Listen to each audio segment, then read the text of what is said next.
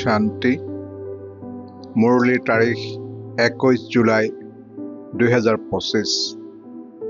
মৰমৰ সন্তানসকল, পুৰুষাৰ্থ কৰি দৈৱী গুণ যথাৰীতি ধাৰণ কৰিব লাগে। কাকোৱে দোষ দিব নালাগে।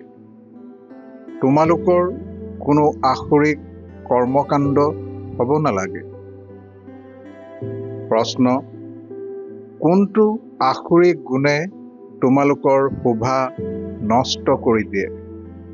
উত্তৰ: পৰস্পৰ হাই কাজিয়া কৰা, বিতুষ্ট হোৱা, সেৱা কেন্দ্ৰত হুলস্থুলৰ সৃষ্টি কৰা, দোষ দিয়া, এইবোৰ হৈছে আসুৰিক গুণ, যিবোৰে তোমালোকৰ শোভা নষ্ট কৰি দিয়ে।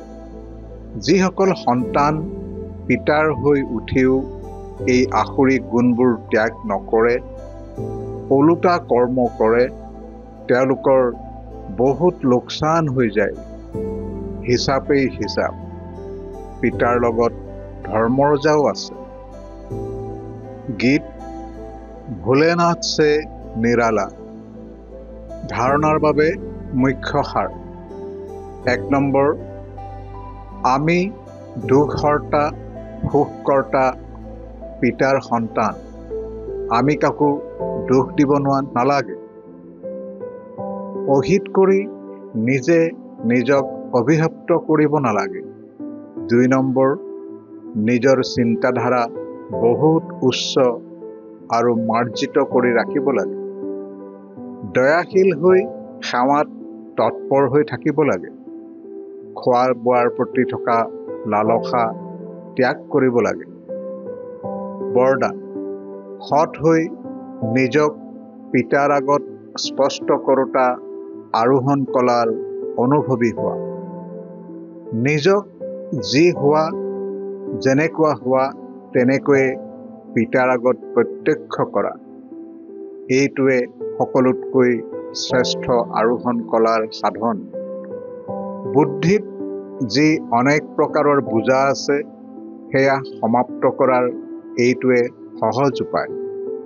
সৎ হৈ নিজক পিতাৰ আগত স্পষ্ট কৰা, অৰ্থাৎ পুৰুষাৰ্থৰ মাৰ্গ স্পষ্ট কৰা।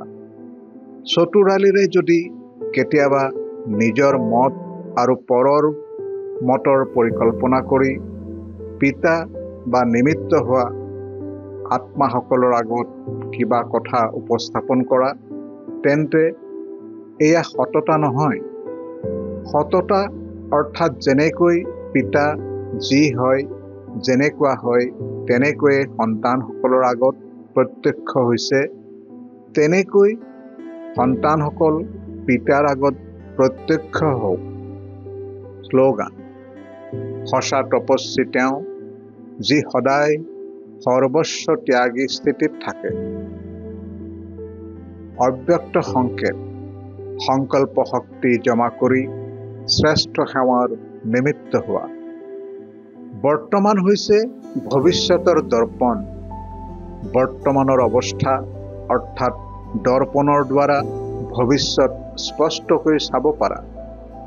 ভৱিষ্যতে ৰাজ্য অধিকাৰী হ'বলৈ পৰীক্ষা কৰা যে বৰ্তমান মোৰ শাসন কৰাৰ শক্তি কিমানলৈকে আছে। প্ৰথমে সূক্ষ্ম শক্তিসমূহ, যি বিশেষ কাৰ্যকৰ্তা আছে, সংকল্প শক্তিৰ ওপৰত, বুদ্ধিৰ ওপৰত পূৰা অধিকাৰ থাকিলে তেতিয়াহে নিজৰ ভৱিষ্যত উজ্জ্বল কৰিব পাৰিবা। ওম শান্তি।